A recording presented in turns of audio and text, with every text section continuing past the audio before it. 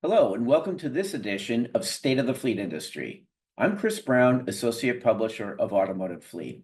In this episode, I interview Matt Dyer, who has just taken the role of CEO of Merchants Fleet.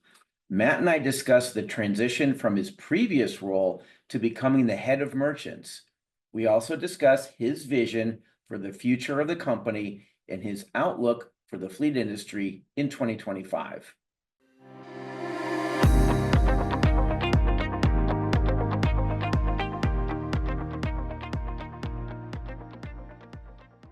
Well, we're really excited, Matt, to hear of your new role. Thank you. Congratulations. All right. And while many of us know you, some don't. Can you first tell us briefly about your career path in fleet? Yeah, thanks, Chris. Good to be with you. Thanks for the opportunity to chat. Yeah, good point. Let's start from there. So my connection to fleet has been, quite long. Actually 29 years in the fleet sector now. It's definitely not been the same year 29 times, which is good. But I think really for the audience here, the real relevance for the US, let me touch on some of those. So my first connection to the US fleet and leasing market was with a company called LeasePlan, but when I was managing director of LeasePlan International. And that's where we were really trying to drive global sales and had a very important piece of business here in the US with US-based multinationals that we were not only looking after them, but wanting to grow as well. So that's really where I got to know the market.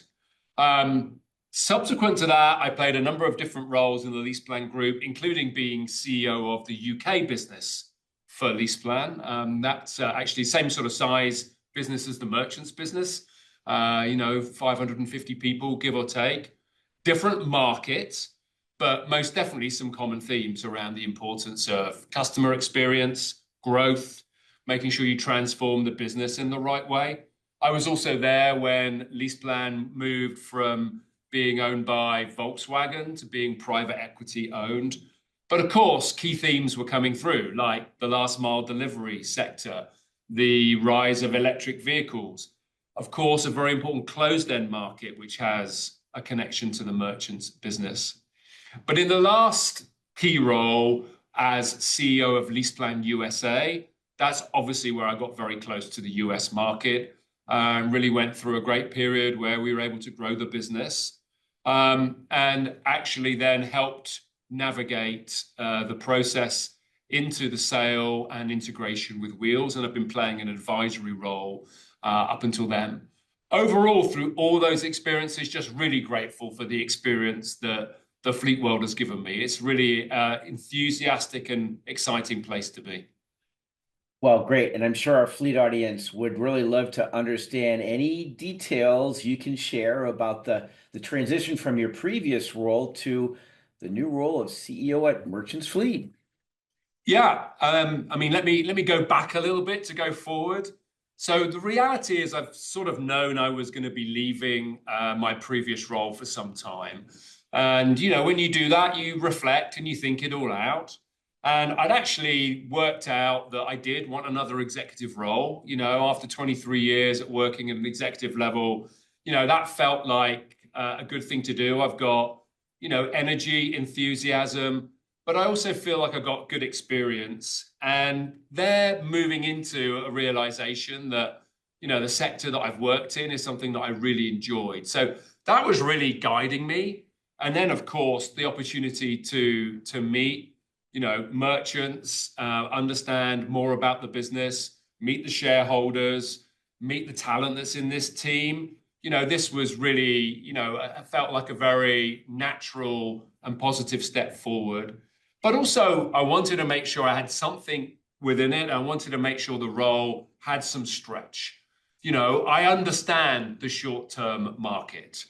But, this has got areas that are going to be expanding my knowledge, knowing how important the auto side and the dealership side is for our business. This is also a really good challenge for me to get my head around and tackle. But of course, the main piece is actually about the people.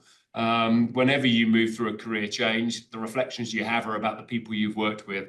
So I was excited to work with a team of people and a lot of talent and a lot of runway in this industry, actually. Yeah, well, great. I mean, and it kind of leads to my next question. I mean, okay, so you're the new CEO of Merchants Fleet. You're digging in. What's your vision for the future of the company? How is, Fleet and Merchants evolving to serve its fleet customers in new ways? What do you think? Good question, Chris. It's week two, there's a lot of listening and learning for me to do Sure. along the way. But I think I would always have a key principle in my mind, and this has been in the past and is most definitely relevant now. Which, at the end of the day, the business we're in, it's an outsourcing business these days. Whether it's the short-term business or the long-term business, we effectively enable our customers to deliver for their customers. We effectively allow them to be productive with vehicles on the road. So ultimately, it's about serving our clients in a really high quality way. And I think particularly now we're in an era where serving the driver, recognizing them as a client in their own right. And when I say driver, yes, the person driving the vehicle, but also the regional manager, the store manager, the depot manager who's looking after a fleet. This is what really is going to make sure fleet stays productive. So, that's going to be a big part of the vision. I also have to recognize the point that Merchants is in. There are some very big players in our market, and there's a lot of knowledge and expertise in this particular space. But what I really like about the opportunity for Merchants is to be a smart challenger in this industry, to really look for growth in some very clearly thought out ways, to really grow and build confidence and footing around our position in the market. And do it really by recognizing that our people and our culture is still a big differentiator. A lot about how you make sure a service business runs is through its people. And I think I have to say it best through our brand promise. Our brand promise says steering change and driving results.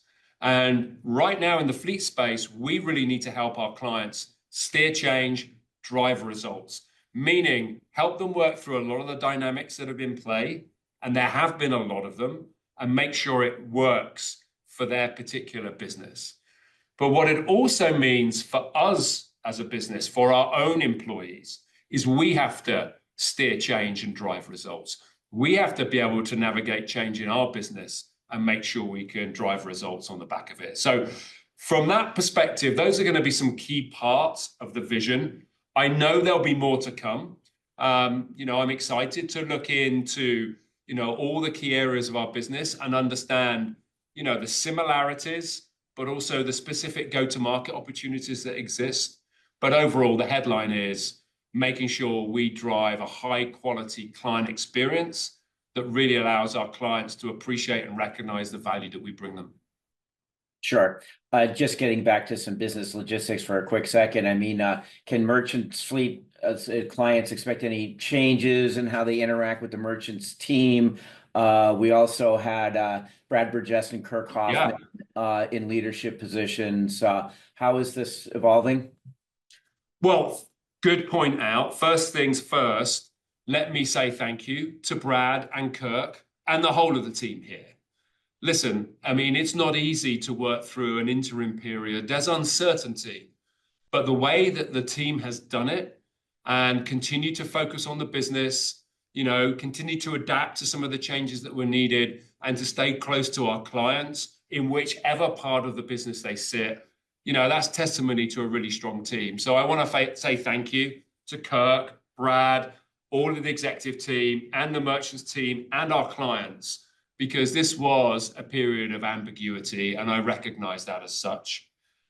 In terms of what happens right now, here and now, no, I do not foresee big changes in the way that we interact with our clients. It's really making sure the clients can feel the weight of the talent that we have here. And there's going to be a focus on refining and enhancing some areas, making sure we're looking forward through 2025 and staying very close to the different needs that exist. And so ultimately, I feel that there's going to be some things about the upcoming months that our clients will recognize, along with a drive for improvement for the best possible experience and a drive to really make sure, our talent is working well for our clients along the way. Great. Last question. Okay. Look for the future in fleet in general. We came off a disruptive 3 or 4 years, but the crystal ball is never super clear. What are your thoughts on 2025? I mean, for us in the fleet industry. Yeah, I could do with a crystal ball sometimes, to be perfectly honest. Yeah, particularly over the last few years. I mean, you look at how quickly the marketplace has moved. I mean, really since the end of 2019, it's been a roller coaster. And there's so many changes. And some of I think what will be priorities for the months and the years to come will feel similar, but some of it will feel new. What I've really enjoyed about the sector we worked in is that for quite a long time, fleet was seen as a little bit of a steady industry, off to the side, a little bit in the background. But we're pretty much, working on topics that are the front page of the Wall Street Journal, pretty much regular basis. However, making sure we stay close to what it means for our customers. There's going to be a very important role this year to help our customers understand what's happening to their total cost of ownership with all the dynamics that are taking place. I mean, December, we had a view that interest rates would finish 2025 at the same level as they started. 1 month later, that picture's changed a little bit. So how are we looking at inflation? How are we looking at the cost from an interest rate perspective? How are we plotting used vehicle demand? How are we understanding what that means for resale prices? What do oil prices? Do they stabilize or do they still seem a little bit volatile along the way? How are the OEMs responding? What are we seeing in terms of production schedules and incentives? So really, this topic we've talked about for years called total cost of ownership remains important. But also going back to my previous point, I think this is a year where we have to advance the support and service further to drivers, particularly through the tools that they can use. Making sure we work very closely in the ecosystem, how OEMs, upfitters, maintenance providers, fuel providers, damage repair shops, how the logistics companies and the storage companies help. This is still a big part of what we do. We are an ecosystem and we do depend on really good partnerships. But data and digital tools, of course, this changes the game. How you see data as a discipline and a capability in its own right and allow the digital tools and then eventually AI leverage off that is really important. And then how we help people move between the different tools and platforms that we have on the table for them. And I don't want to forget regulation. We're into a new administration that has a very different view on topics that are relevant for our world compared to the previous administration. And that's at both the federal and state level. So we're going to have to really adapt to that and make sure we can help our customers. And yes, that will have, for example, ICE versus EV vehicles and what that means. But it'll also be looking at autonomous because, suddenly this might be an era where autonomous accelerates, maybe when EV doesn't so much. So there's a lot going on. There's a landscape that we have to help navigate. I know that feels a lot, but ultimately, this is why it's an exciting place to be. This is why we got some great, opportunities to take on here. But the most important thing is we need to help our clients, serve them and support them and help them navigate what is, quite an outlook for 2025. But overall, very exciting. It's going to be another year for the fleet sector where, we will work hard and be a very important capability for the overall US economy. Well, you certainly put an exclamation point on it, Matt. I've always been saying fleet is trendy again, or trendy for the first time, maybe. And it's really an exciting time to be in fleet and really, but as you said, focus on the fundamentals as well. Listen, I do appreciate your time today, and we're looking forward to more conversations like this about fleet. Thank you, Chris. Looking forward to it. If anything I can do to keep fleet trendy, I'll give it my best shot. Can't say it's my natural sweet spot, but we'll see how we get on. Perfect. Awesome. Okay. Thank you, Matt. Thanks, Chris.